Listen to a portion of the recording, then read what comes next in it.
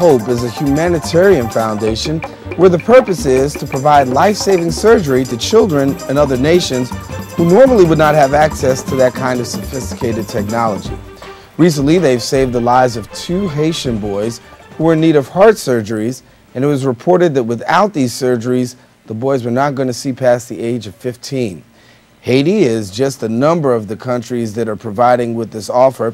And joining us now to give us more information on Surgeons of Hope and the Haiti Project is the director, Jean-Claude Kaufman, and we thank you so much for coming and sharing with us. Well, thank you for having me. I appreciate it. Thank you. As we shared a little bit about this, you were able to provide some opportunities. I want to talk specifically, first off, about these 2 15-year-old boys, and you were able to provide surgery for them in a way that if they had to wait on regular medical care, it would have went in another direction.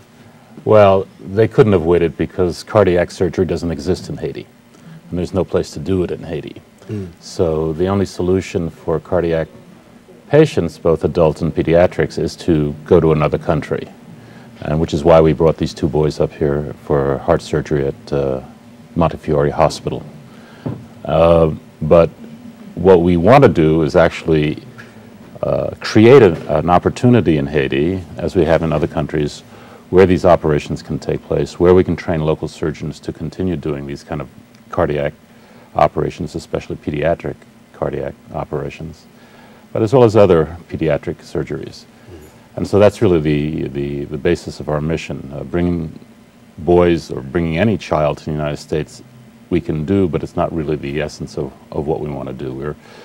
Our program is really to partner with a local hospital, bring all the equipment and all the consumables necessary that are needed for a really state-of-the-art cardiac operating room, and then bring patients in directly from the country. You started this out in 2002, right? And since then you've been doing international travel. Talk a little bit about Surgeons of Hope and what really was the impetus behind. Well, Surgeons of Hope has a long genealogy, basically.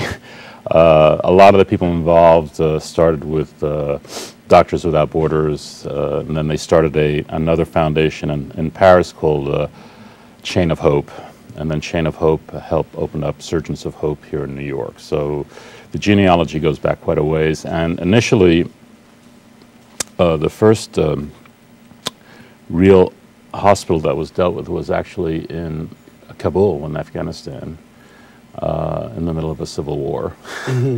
And there we started a mother-child hospital. Actually, Surgeons of Hope didn't, Chain of Hope did.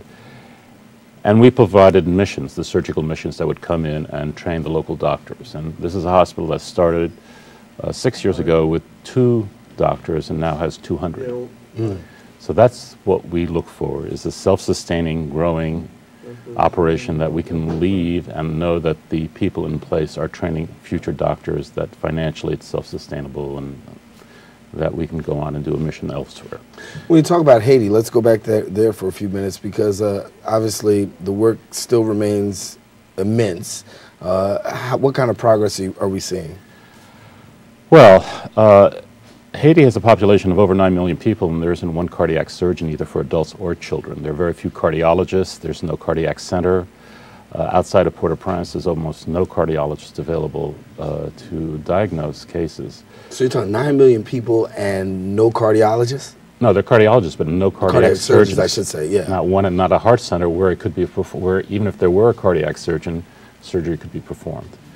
So that's the real challenge. And so since we initiated this mission, we brought these 2 boys up, but since then we've outfitted an operating room at a private clinic so that we can actually do surgery in Haiti now before we actually get a hospital wing built. And this is a much more effective way of dealing with the problem, because it costs us about $15,000 to bring a child and his parent up to New York, have the operation, and put them up. It's 6 weeks. It's but for 4 times that, for $60,000, instead of just doing 4 children, we can do 10 children there, and we can do it every week. And we're not confronted with all the visa problems, housing problems, traveling problems that you have when you bring children to the United States. What's the right now goal?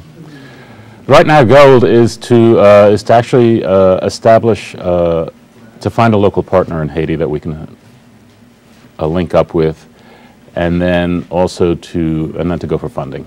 I mean, really the most, as in many of these foundations, funding is a critical thing, and so we want to reach out certainly to the Haitian community here in New York City and see if they, go to our site, see what we're doing, help us in terms of sending missions there, help us in terms of, funds to actually create the center and to train those local surgeons. I mean, it's a 5 to 7 year investment on our part. Right.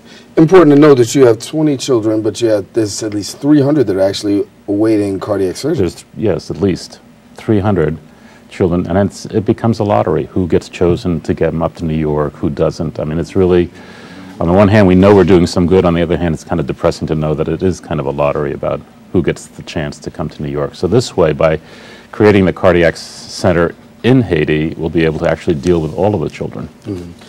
How can people play a part? Because you got viewers out here, we've got people who are just watching. So how, if people want to assist in your well, the best way is to go to our website, which is www.surgeonsofhope.org, and read about us. There's a place you can donate, and you can write to us or get in touch with us through email. On the site, it gives you all the contact information.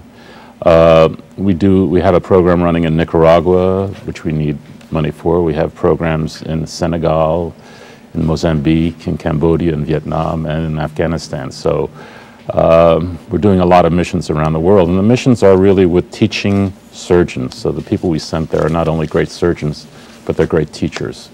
And these missions continue to cost money. So any help we can get from anyone is quite welcome. You were in Haiti as early as 10 days ago. Correct. Can you give us, because we know cameras are pretty much pulled out of there, what is your perception of what's going on there now? Well, the perception is that not much has happened in a year. Yes, many of the streets are clear of the rubble, but there's a lot of rubble all over the place. You see evidence of rebuilding, but it's on a fairly minor scale. Individual homeowners who are building. You don't see any big buildings. Certainly the presidential palace is still collapsed. The Palace of the Justice and all the other ministries are collapsed. There's a lot of rubble. There is no delivery of services. There's no garbage pickup. It's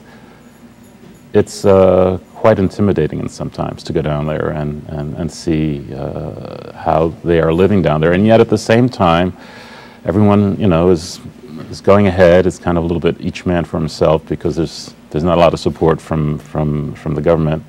But they're all well dressed. You see the kids going to school and stuff like that. You don't get the feeling of a depressed people, but you get the impression of people who are waiting for some leadership from their government and getting things turned around. Not only waiting for leadership from government, but waiting for health as well, health care and health needs. And Jean-Claude Kaufman, thank you so much for sharing with us, and hopefully people will take advantage and we can see some positive results. You've already done some good things. We want to see greater things. Well, thank you very much. I appreciate you having me. Thank you. All righty. Well, we